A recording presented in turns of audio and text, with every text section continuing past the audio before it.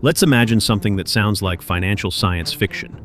The United States, the world's largest economy and issuer of the most trusted currency, defaults on its debt. Not just a delay, a real default. Treasury bonds go unpaid. Interest isn't sent. The government tells the world, sorry, we can't cover the bill right now. At first, it might seem like a distant, abstract event. After all, what does a default even mean to the average person?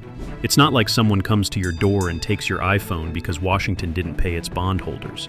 But the reality is more dramatic and far closer to home than most people realize. To understand why, we have to step back. The US government borrows a lot of money, over $30 trillion worth. That borrowing is backed by the full faith and credit of the United States, and for over 200 years, it has always paid its debts. That track record is what makes US Treasury bonds the bedrock of the global financial system. They're considered risk-free. They're used as collateral, as a safe haven during chaos, and as the benchmark interest rate for almost everything. So what happens when the risk-free becomes risky? First, global confidence evaporates. Investors around the world, from small pension funds in Europe to massive central banks in Asia, suddenly realize the unthinkable is now reality. The US didn't pay. Immediately, interest rates spike. Why? Because the next time America wants to borrow, lenders demand more return for taking more risk. That trickles down. Mortgages get more expensive. Car loans go up. Credit card interest explodes. Companies that rely on borrowing start pulling back. Layoffs begin. The stock market? It panics. Not the "we'll recover next week" kind of panic. The "how deep is this rabbit hole" kind. Now let's zoom in. You're sitting at home, scrolling through the news. One headline says your 401k just lost 20% of its value. Another says your bank might limit withdrawals. A third says international markets are in free fall. You get a message from your employer. We're pausing new hires and bonuses until this situation stabilizes. You look out the window. The world looks the same. But something fundamental has cracked. The ripple effects aren't just financial. The US dollar is the world's reserve currency. That status gives America massive power. It can print money the world trusts. But trust is fragile. A default puts cracks in the very foundation of that trust. Other countries start asking, do we still want to hold dollars? Or should we switch to something else? China might push for the yuan. The EU might promote the euro. Suddenly, the world order that's been in place since World War II starts to wobble. Meanwhile, inside the US, political chaos unfolds. A default wouldn't happen out of thin air. It would likely be the result of gridlock, of parties refusing to raise the debt ceiling, each blaming the other. Voters lose patience. Protests erupt. Global media calls it the great self-inflicted wound. And the irony?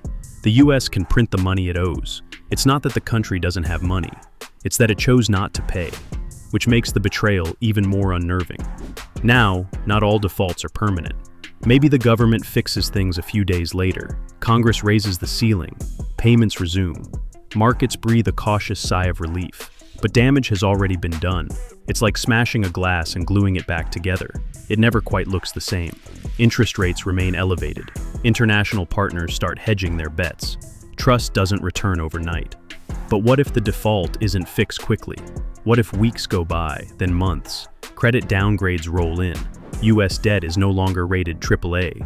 Major institutions start dumping treasury bonds. A banking crisis follows. Some institutions collapse, others are bailed out again.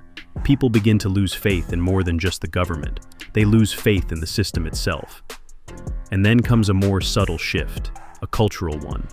For generations, Americans have been raised on a kind of economic certainty. The idea that, no matter what, the US government is stable. It will pay its debts. It honors its obligations. But now, that myth is gone.